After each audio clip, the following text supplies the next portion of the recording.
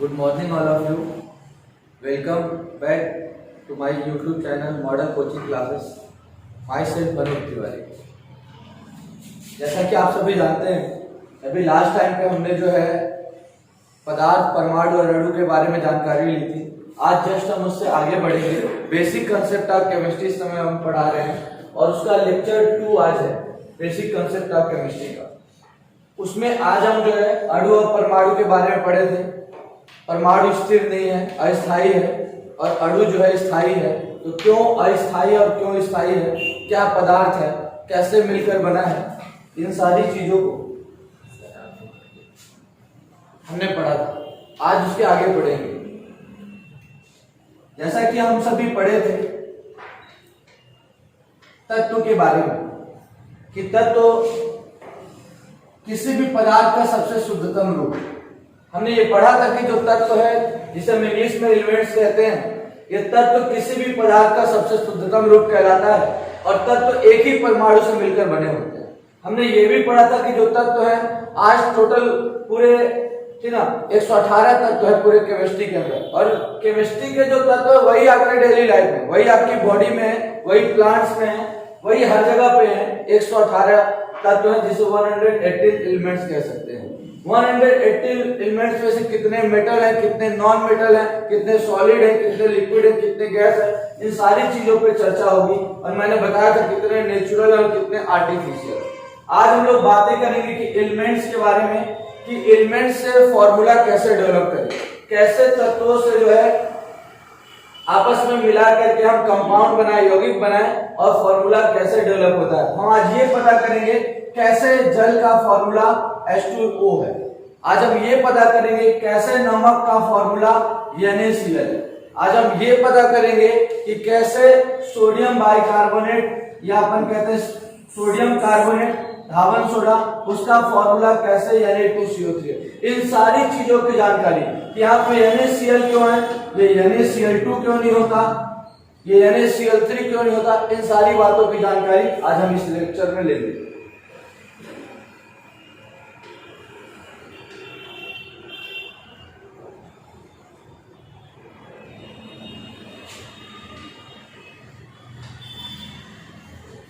आइए देखते हैं।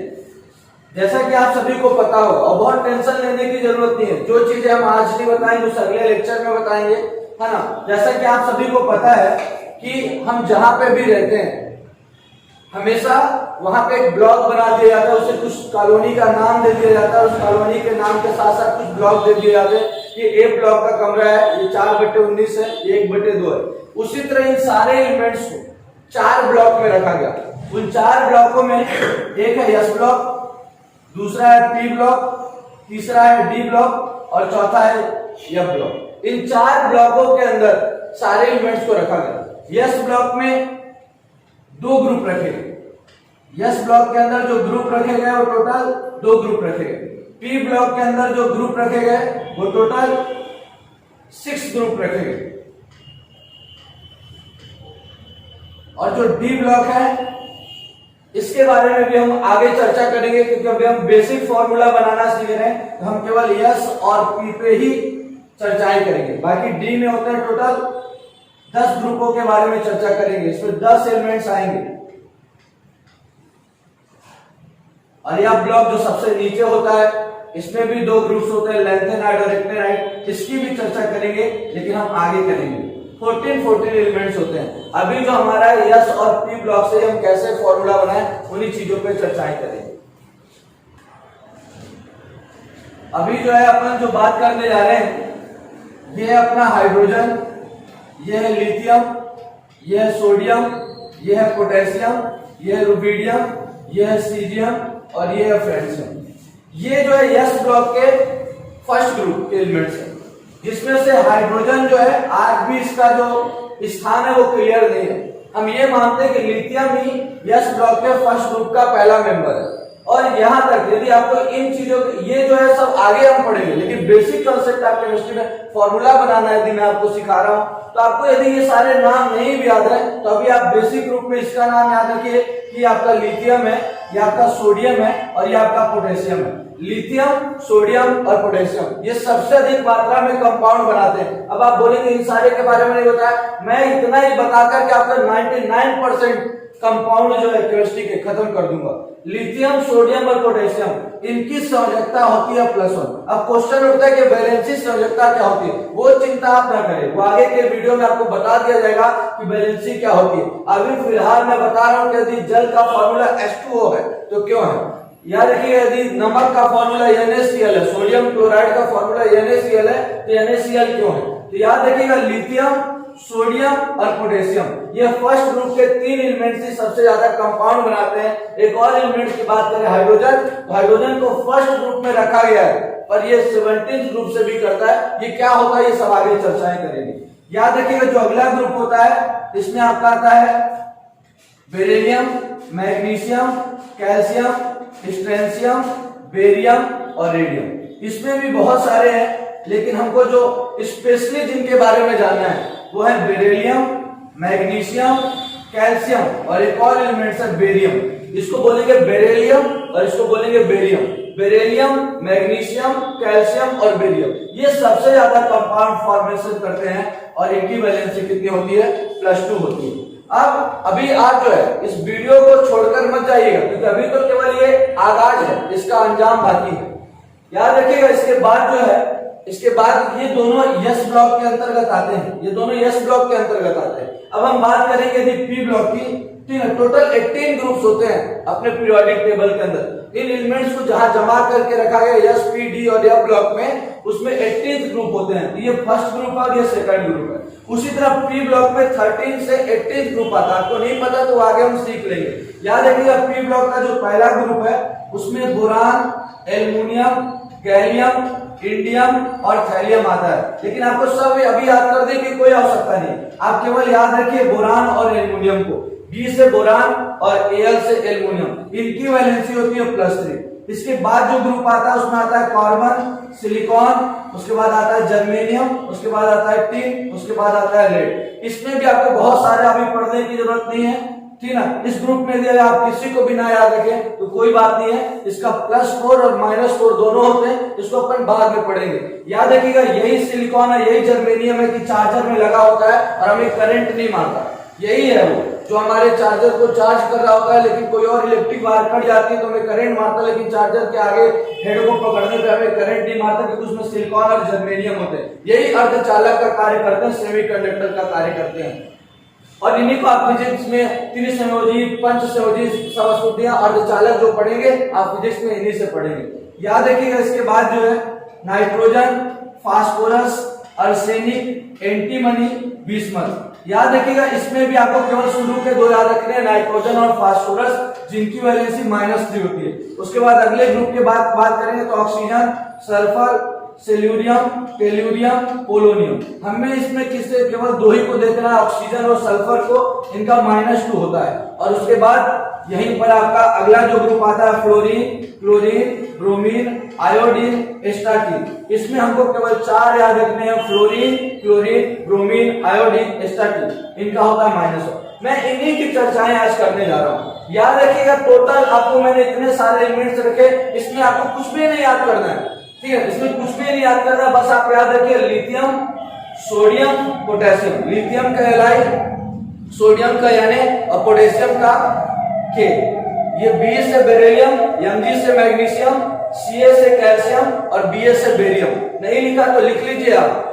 बेरिलियम, यदि हमारे साथ बैठना पेन कॉपी लिए हो ना तो लिखो, Be से बेरिलियम, Mg से मैग्नीशियम, Ca से कैल्शियम और Ba से बेरियम। उसके बाद ये बी से बोरान, Al से एल्युमिनियम, इनका होता है +3। उसके बाद N से नाइट्रोजन, P से फास्फोरस, इसका होता है -2। O से ऑक्सीजन, S से सल्फर, इनका होता है -2। ये होता है फ्लोरीन, क्लोरीन, ब्रोमीन, आयोडीन, इनका होता है -1। आज मैं बताना चाहता हूं कि आप बचपन से याद करते आ रहे हैं। यदि कोई नहीं भी पढ़ा, आर्ट लिया है, कॉमर्स लिया है, कुछ भी लिया, उससे यदि पूछा जाता है कि जल का सूत्र बताओ, तो तपाक से आंसर देता है कि जल का सूत्र होता है H2O। इसके पीछे का जो पर्दा है ना, ठीक है ना, इसके जो पर्दा पड़ा हुआ है कि H2O को कैसे जल होता है ना, जल कैसे H2O लिख दिया, आज इन सारी बातों की जानकारी अभी हो जाएगी। ये देखिए, यहाँ पर हम बात करेंगे H2O जल का फॉर्मूला क्यों है, ठीक है। मैं बता दूं ये हाइड्रोजन अभी कहाँ रखा है। खैर हाइड्रोजन के बारे में दो कॉन्सेप्ट पढ़ेंगे हम, है ना, लेकिन अभी मैं बात करूं हाइड्रोजन कहाँ रखा है, +1 पे रखा है। +1 पे रखने का मतलब ये होता है कि हाइड्रोजन की वैलेंसी +1 है, और ऑक्सीजन कहाँ पे रखा है, ये रखा है, और ऑक्सीजन की वैलेंसी के ऊपर कितना लिखा है, -2। तो देख सकते हैं आप सभी, ये मैंने लिख दिया हाइड्रोजन और ये मैंने लिख दिया ऑक्सीजन। ये भी एक तत्व है, ये भी एक तत्व है, ये दो तत्व है, ठीक ना। ये तत्व क्यों है, ये भी अपने सबसे शुद्धतम रूप में, ये भी अपने शुद्धतम रूप में। हाइड्रोजन की शुद्धता +1 क्यों होती है, आप लाइक करेंगे, अपना प्रेम दिखाएंगे, कल आपको पता चल जाएगा हाइड्रोजन की शुद्धता +1 क्यों होती है। आपको आदेश करना है बस, यहाँ तो हम तत्पर है अपने कार्य के लिए। याद रखिएगा हाइड्रोजन की वैलेंसी मान लीजिए +1 है, हाइड्रोजन की वैलेंसी जब +1 है और ऑक्सीजन की वैलेंसी कितनी है, -2। अक्सर देखिए ये +1 है, ये -2 है। जब भी हम सूत्र बनाते हैं हमेशा क्रॉस मल्टीप्लिकेशन तिर्यक गुणा करते हैं, और याद रखिएगा उस टाइम पे हमको चार्ज से कोई लेना देना नहीं होता। तो जब हमने हाइड्रोजन का गुणा 2 से किया तो H2 हो गया। कुछ लोग कहेंगे कि -2 कहाँ गया, महाराज चार्ज से लेना देना नहीं है। That is not a mathematical concept. That is not a mathematical concept. ये प्लस या माइनस मैथ का नहीं है, ठीक ना। जैसे हम फिजिक्स में जाते हैं प्लस और माइनस, जहाँ पे माइनस आता है तो कभी कभी वो मैथमेटिकल कंसेप्ट ना होकर के वो डायरेक्शन को शो करता है, निगेटिव वैल्यू डायरेक्शन को शो करता है। ठीक यहाँ पर जो यहाँ पे चार्ज से मतलब नहीं है। यस की वैलेंसी हो गई है 2, ऑक्सीडेशन स्टेट भी बोल सकते हैं। अभी वैलेंसी और ऑक्सीडेशन स्टेट में बहुत सारी बातें होती है, वैलेंसी है कि ऑक्सीडेशन स्टेट है। मैंने कहा ना अभी मैं बहुत डिटेल नहीं जा रहा, फिर वहां पे बताऊंगा कि वैलेंसी क्या ऑक्सीडेशन क्या। ये प्लस में लिख दिया तो सभी लोग कहेंगे तो ऑक्सीडेशन स्टेट था, हाँ तो उसके बारे में भी चर्चाएं होंगी। याद रखिए हाइड्रोजन का मल्टीप्लाई हमने 2 से कर दिया और ऑक्सीजन का मल्टीप्लाई किससे कर दिया, 1 से। तो देख लीजिए यस का 2 से हो गया तो H2 और O का हो गया 1 से तो O1। और आपको मैथ में पता होगा जिसके साथ यदि कुछ भी नहीं लिखा होता तो 1 लिखा होता, 1 लिखने की आवश्यकता नहीं होती। जैसे मैंने कहा x + 2y = 5। यदि यहाँ पे कोई कहे y का कोएफिशिएंट क्या है, y का गुणांक क्या है, तो आपका रिप्लाई होगा 2। यदि हम यहाँ पे पूछे x का कोएफिशिएंट क्या होगा, x का गुणांक क्या होगा, तो आपको यदि नहीं पता, यहाँ कुछ भी नहीं लिखा तो आप क्या मानते हैं, 1 मानते हैं। उसी तरीके से 1 को लिखना कोई आवश्यकता नहीं है, यहाँ पे भी आपको 1 लिखने की कोई आवश्यकता नहीं है। मतलब जल का फॉर्मूला क्या होगा, H2O। याद रखिएगा इस प्रकार से जल का फॉर्मूला होता है H2O। आज इन्हीं सब से हम कई फॉर्मूलों को डील करेंगे और इनका नाम करना जानेंगे। तो देखिए स्टार्ट करते हैं।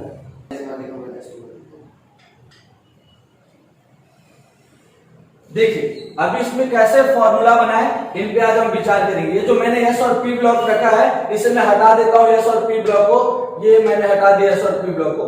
अब देखिएगा कि अपन बात करने जा रहे हैं इस फॉर्मूले को कैसे डेवलप करें। तो देखिए हमने ले लिया, हमने यहां से उठाया कोई भी एक एलिमेंट साथ, मैंने कहा Li लिथियम है, Na सोडियम है, K पोटेशियम है। मैंने ले लिया Na हो गया हमारा सोडियम, Na हो गया हमारा सोडियम, और हमने ले लिया ऑक्सीजन। अब बोला जाएगा कि सोडियम और ऑक्सीजन को मिलाइए, बताइए क्या फॉर्मूला बनेगा। आप सभी को पता है कि सोडियम का क्या होता है, +1 होता है, ये हमने लिख दिया सोडियम का +1। ऑक्सीजन का क्या होता है, तो ये आप देख रहे हैं क्या होता है, -2। कैसे फॉर्मूला बनाए, अब आप सोडियम का मल्टीप्लिकेशन 2 से कर दीजिए और ऑक्सीजन का मल्टीप्लिकेशन 1 से कर दीजिए। क्या फॉर्मूला बनेगा, Na2 और O1। और मैंने कहा है कि 1 लिखने की कोई आवश्यकता नहीं होती, तो ये क्या होगा, Na2 और ये O। बोलिए अब इसका नाम क्या होगा। तो याद रखिएगा अक्सर जो नाम बदलता है, अक्सर जो नाम बदलता है वो माइनस वाले का, ऋणात्मक भाग का बदलता है, धनात्मक भाग का कोई भी नाम नहीं बदलता। ये सोडियम सोडियम ही रहेगा, लेकिन जो ऑक्सीजन है उसके नाम में आइड जुड़ जाएगा, तो इसका नाम हो जाएगा सोडियम ऑक्साइड, Na2O।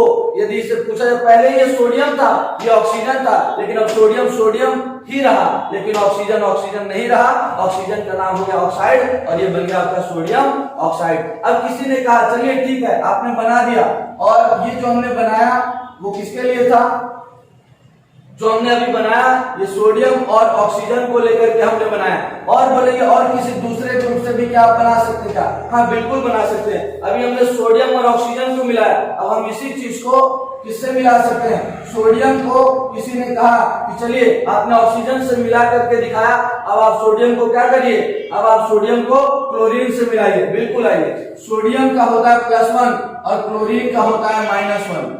सोडियम का होता है +1 और क्लोरीन का होता है -1। लेकिन एक बात ध्यान रखिएगा, जब सेम चार्ज होते हैं, अब भी आप कहेंगे कि अब चलिए हम क्रॉस मल्टीप्लिकेशन कर देते हैं। बिल्कुल नहीं, बिल्कुल नहीं। जब भी सेम चार्ज होता है तब हम क्रॉस मल्टीप्लिकेशन नहीं करते, तब दोनों चार्ज को कैंसिल कर देते हैं। और जब दोनों चार्ज को कैंसिल कर देते हैं तो हमें क्या प्राप्त होता है? NaCl। क्या प्राप्त होता है? NaCl। अब बोलिए इसका नाम क्या था? सोडियम। इसका नाम क्या था? क्लोरीन। तो सोडियम ही रहा, लेकिन जो क्लोरीन था, जो ऋणात्मक भाग था, उसमें आइड लग जाएगा और ये हो जाएगा सोडियम क्लोराइड। तो आज से पता चल गया होगा कि नमक का फॉर्मूला NaCl क्यों होता है, NaCl2 क्यों नहीं होता, NaCl3 क्यों नहीं होता, N2Cl क्यों नहीं होता, इन सारी बातों की जानकारी। अब यदि हम आगे देखा जाए, अब किसी ने कहा चलिए Mg और O को मिलाकर दिखाइए, तो बिल्कुल दिखा देते हैं। Mg लिख दिया, O लिख दिया। Mg का मतलब है मैग्नीशियम और O का मतलब है ऑक्सीजन। मैग्नीशियम का फॉर्मूला क्या होता है? मैग्नीशियम का वैलेंसी क्या होता है? Oxidation state. अभी तो मैंने सेम कह दिया, बाकी दोनों में डिफरेंस होते हैं। मैग्नीशियम का होता है +2 और ऑक्सीजन का क्या होता है? -2। हमने मैग्नीशियम का +2 ले लिया और ऑक्सीजन का -2 ले लिया। मैंने फिर कहा दोनों सेम चार्ज हैं, दोनों कैंसिल आउट हो जाएंगे। जब सेम चार्ज होते हैं तब पीरियड गुणा नहीं करते और ये बन जाएगा MgO। याद रखिए अक्सर पहला वर्ड कैपिटल लेटर होता है यदि एक एलिमेंट का, और दूसरा जो लेटर होता है वो स्मॉल लेटर होता है। अब इसका नाम क्या होगा? मैग्नीशियम ही रहा, लेकिन ऑक्सीजन ऑक्साइड हो गया और इसका नाम हो गया मैग्नीशियम ऑक्साइड। और आगे बढ़ते हैं, हमने बात की, चलिए आप यहाँ तक तो बहुत करके दिखा रहे, चलिए एल्युमिनियम का करके दिखाइए, कोई बड़ी बात नहीं है, ठीक है। एल्युमिनियम और ये ऑक्सीजन, हमने ले लिया एल्युमिनियम और ये हमने ले लिया ऑक्सीजन। बोलिए एल्युमिनियम का क्या होता है? ऑक्सीडेशन स्टेट या वैलेंसी, तो बोल दिया +3 होता है। ऑक्सीजन का क्या होता है? हमने कह दिया ऑक्सीजन का क्या होता है? -2। अब क्या होगा? एल्युमिनियम का 2 से मल्टीप्लिकेशन कर दिया और O का मल्टीप्लिकेशन 3 से कर दिया, क्या बनेगा? Al2O3। याद रखिएगा, आप पढ़ने जाएंगे डायरेक्ट किताबों पर जाएंगे, केमिस्ट्री पढ़ने जा रहे हैं, फॉर्मूला ही नहीं पता, बेसिक चीज आप 10 तक पढ़ चुके हैं, ये 6th क्लास में दिया हुआ है एनसीईआरटी के 5th 6th। आईसीएसई बोर्ड में तो ये 4th क्लास 5th क्लास से डील करने लगता है, लेकिन अपने जो एनसीईआरटी में ये 5th क्लास से बातें होती है, उसके बाद भी लोगों को 6th क्लास में नहीं पता होगा।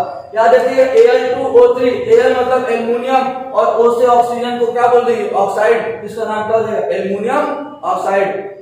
अब हम चाहते हैं कि एल्युमिनियम को हम क्लोरीन से जोड़ें, तो बिल्कुल आप जोड़ सकते हैं। आप एल्युमिनियम को यदि क्लोरीन से जोड़ना चाहते हैं तो ले लीजिए एल्युमिनियम और क्लोरीन। एल्युमिनियम का होता है +3 और क्लोरीन का होता है -1। अब आप क्या करेंगे? क्रॉस मल्टीप्लिकेशन जैसे ही करेंगे तो एल्युमिनियम का हो जाएगा 1 और 1 लिखने की आवश्यकता नहीं होती, और क्लोरीन का हो जाएगा 3, हो जाएगा क्या आपका? AlCl3। 1 लिखने की आवश्यकता नहीं होगी, AlCl3। और इसका नाम हम क्या बोलेंगे? अब देखिए एल्युमिनियम ही रहेगा, क्योंकि धन का नाम नहीं बदलता, लेकिन जो ऋण वाला है उसके नाम में आइड लग जाता है और इसका नाम हो जाता है एल्युमिनियम क्लोराइड। और एक बात ये याद रखना कि अक्सर जब भी जुड़ेंगे तो प्लस के साथ माइनस से जुड़ेगा। अक्सर जब भी जुड़ेंगे तो प्लस के साथ माइनस जुड़ेगा, कभी भी प्लस प्लस आपस में नहीं जुड़ेंगे, हमेशा प्लस के साथ माइनस जुड़ेगा, मतलब धनायन के साथ ऋणायन जुड़ेगा। और जब भी एक ऐसा तत्व जुड़े जिसमें धनायन जुड़े, एक ऐसा तत्व जुड़े जिसका धनायन जुड़े, एक ऐसा तत्व जुड़े जिसका ऋणायन जुड़े, मतलब 2 तत्व जुड़े जिसमें से धनायन हो और एक क्या हो? ऋणायन हो। ऐसी कंडीशंस में जो यौगिक बनता है उसे हम आयनिक यौगिक कहते हैं। ऐसी कंडीशन में जो यौगिक बनता है, क्योंकि तत्व जब भी आपस में मिलते हैं निश्चित अनुपात में तो यौगिक बनता है, लेकिन यहाँ पर जो यौगिक बनता है उसे हम आयनिक यौगिक कहते हैं। क्यों आयनिक यौगिक कहते हैं? क्योंकि धनायन और ऋणायन से मिलकर बना होगा, आयनों से बना हुआ यौगिक आयनिक यौगिक कहलाता है। अब आप बोलेंगे कि दूसरी कंडीशन है क्या कुछ जोड़ने की? हाँ है। प्लस प्लस आपस में नहीं जुड़ते, लेकिन ये जो माइनस माइनस है ये आपस में जुड़ जाते हैं। लेकिन जब माइनस माइनस आपस में जुड़ते हैं तब हम उसे आयनिक यौगिक नहीं, तब हम उसे सहसंयोजी यौगिक कहते हैं। जब माइनस माइनस आपस में जुड़ते हैं तब हम उन्हें आयनिक यौगिक नहीं, तब हम उन्हें सहसंयोजी यौगिक कहते हैं। याद रखिएगा, कोवैलेंट कंपाउंड कहते हैं। और इसी में फॉर्मूले की बात हुई, और ज्यादा यदि हम डिटेल जानना चाहते हैं उससे पहले थोड़ा सा मैं बोर्ड को इरेज कर। अब देखिएगा, जस्ट आगे बढ़ते हैं। और जैसे मैंने अभी लिखा था कि एक तत्व जो धनायन हो और दूसरा तत्व ऋणायन हो, जब वो दोनों आपस में मिलेंगे, एक तत्व धनायन और दूसरा ऋणायन, तो जो यौगिक बनेगा उस यौगिक को हम कहेंगे आयनिक यौगिक। क्या बोलेंगे? आयनिक यौगिक। क्योंकि आयनों के द्वारा जो भी यौगिक बनता है उसे हम क्या बोलते हैं? आयनिक यौगिक कहते हैं। और यदि धनायन और धनायन कभी आपस में नहीं मिलते, हाँ, एक और कंडीशन है, एक तत्व ऋणायन हो सकता है और दूसरा तत्व भी ऋणायन हो सकता है। और जब दो ऋणायन आपस में मिलते हैं तब हम उसे आयनिक यौगिक नहीं, तब हम उसे सहसंयोजी यौगिक कहते हैं। सहसंयोजी यौगिक कहते हैं। याद रखिएगा, इंग्लिश में जो है हम आयनिक यौगिक को आयनिक कंपाउंड या इलेक्ट्रोवैलेंट कंपाउंड, विद्युत संयोजी यौगिक भी कहते हैं। और ये जो सहसंयोजी यौगिक है इसको कोवैलेंट कंपाउंड कहते हैं। याद रखिएगा। अब हम आते हैं फॉर्मूले पे कि फॉर्मूला और आगे कैसे बनाएं।